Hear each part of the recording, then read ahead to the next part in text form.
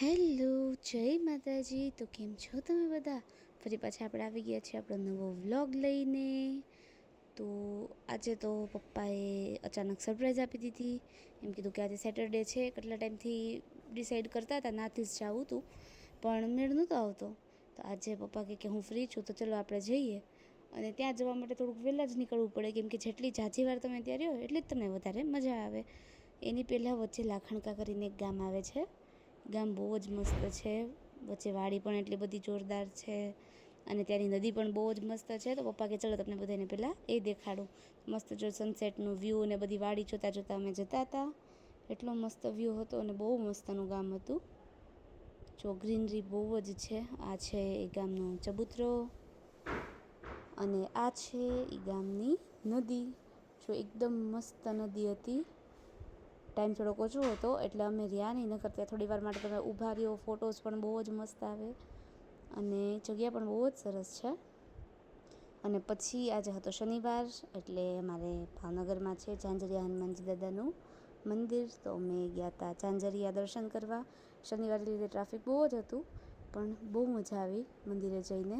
તમારા બધા વતી પણ અમે દર્શન કરી લીધા છે. અમારા બધા સબસ્ક્રાઈબર્સ વતી પણ અમે દર્શન કર્યા છે. આ છે બાપા સીતારામની મૂર્તિ. જો પાછળ એકદમ મસ્ત મૂન બનાવ્યો છે અને સામે છે એમનું જન્મ સ્થળ. અને જો અહીંયાથી કંઈક વ્યૂ આવો હતો. પછી આપણે પ્રદક્ષિણા ફરી લીધી બધી બાજુથી.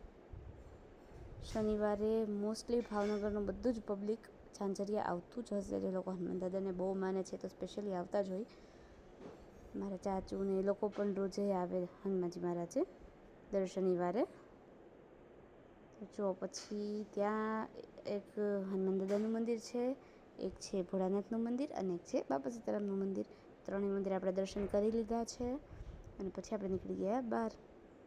અને રસ્તામાં જતા હતા ત્યારે આ સીન જોવા મળ્યો. બધા મંડળના લેડીઝ બધા હશે, બધા એક સરખી સાડી પહેરીને જતા હતા ક્યાંક. બધા ભગવાનના કીર્તન કરતાં કરતાં, ભજન કરતાં કરતાં જતા હતા અને બહુ મજા આવતી હતી. લોકોના ફેસના એક્સપ્રેશન્સ બહુ જોરદાર હતા.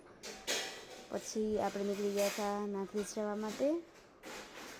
જો અમારે ત્રાપજ જતાં જે રસ્તો અમારે લાગુ પડે એ જ રસ્તામાં આવી જાય નાથદ્રીજવાળો રસ્તો પણ. જુઓ તમે આ સાઈડ કેટલા બધા માઉન્ટેન્સ છે, બધે ઉપર પવનચક્કી લાગેલી છે. વ્યૂ એકદમ જોરદાર છે.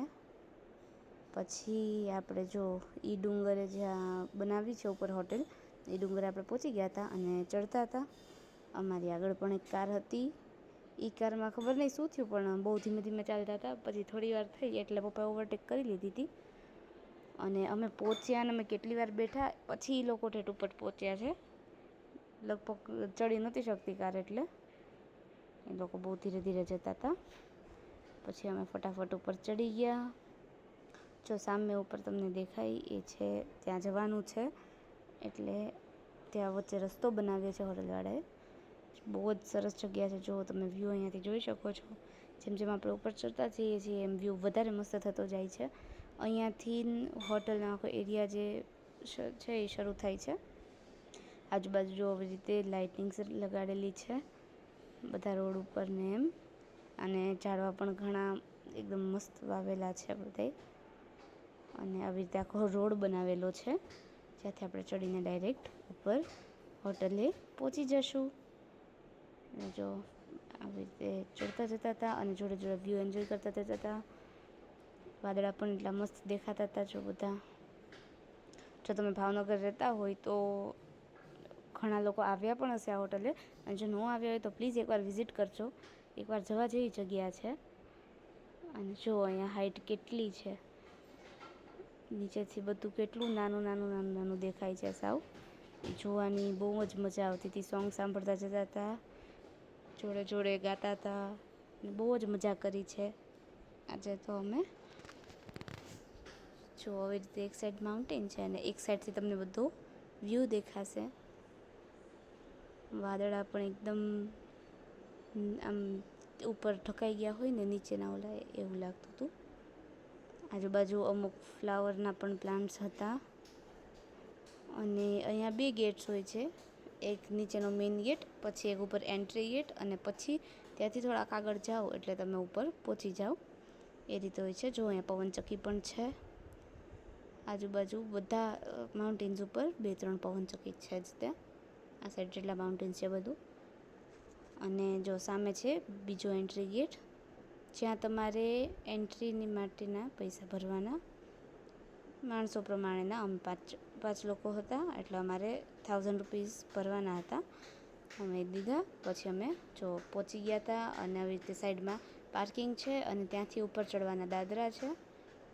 ત્યાં તમે દાદરા ઉપર ચડો એટલે જો એક સાઈડ એટલો નીચે પાર્કિંગનો એરિયા છે, સામે બીજા બધા માઉન્ટેન્સ ને પવનચક્કી ને એવું બધું દેખાય છે. બીજી બધી ગાડીઓ પણ આવતી હતી ધીમે ધીમે જુઓ. અને અહીંયાથી શરૂ થાય આખો હોટલનો એરિયા. આ છે મેઇન હોટલ, અને ત્યાં જ તેની ઉપર જ છે એક મોટી પવનચક્કી. અને અહીંયા 2 ફ્લોરનું સિટિંગ છે. નીચે બેસવું હોય તો એસીનું સિટિંગ છે, અને ઉપર એમનેમ વિન્ડોઝ આપેલી છે. અને અહીંયાથી જોરદાર વ્યૂ આવતો હતો. અને જોડે જોડે એક ભાઈ સોંગ્સ પણ ગાતા હતા. એ સાંભળવાની પણ બહુ જ મજા આવતી હતી. જોઈ શકો છો તમે, એકદમ જોરદાર જગ્યા છે. અડધામાં બ્લોક્સ નાખેલા હતા, અડધામાં ગ્રાસ હતી. અહીંયા બાળકો માટે પણ અલગ પ્લે એરિયા છે, જેમાં જો સ્વિંગ્સ પણ એટલી છે, સ્લાઇડ્સ પણ એટલી બધી છે.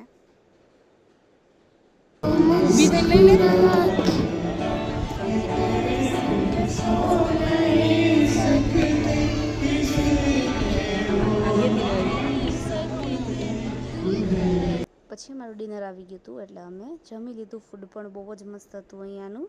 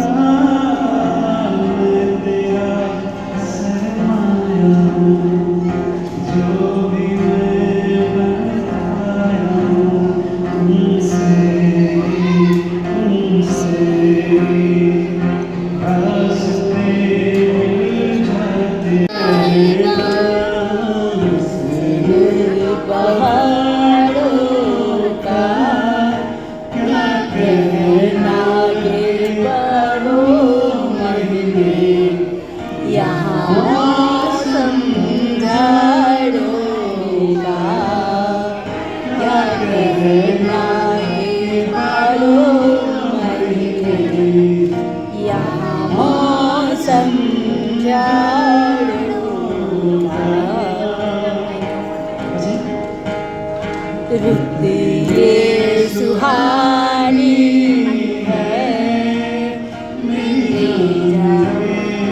रुत ये सुहानी है, क्या सर्दी से डर कैसा संग नरम जवानी है, ये सर्दी से डर कैसा संग नरम जवानी है. પછી વિરા પછીની લાઈન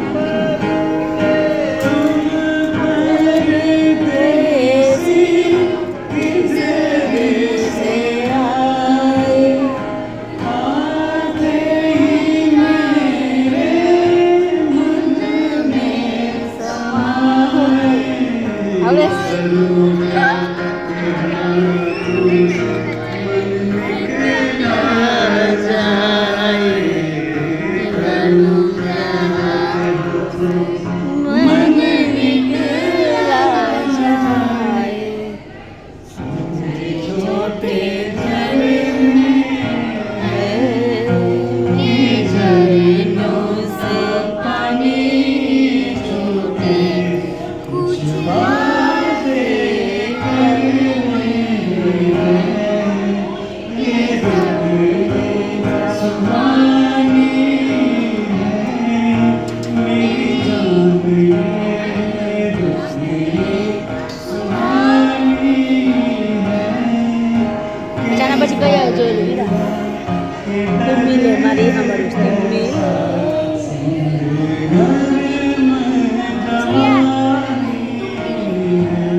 તમે આગળ સાંભળ્યું એ ભાઈ બહુ જ મસ્ત ગાતા હતા. તમે જે કોઈ બી સોંગ કહો એ ગાય અને જોડે જોડે મ્યુઝિક વગાડે guitar through.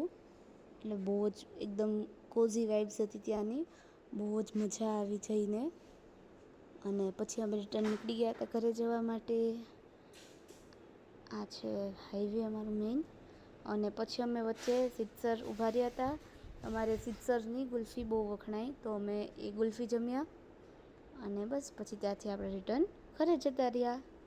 Bus that's it for today's video. Please video ગમ્યો હોય તો લાઇક, શેર અને સબસ્ક્રાઈબ કરજો. Bye bye. જય માતાજી.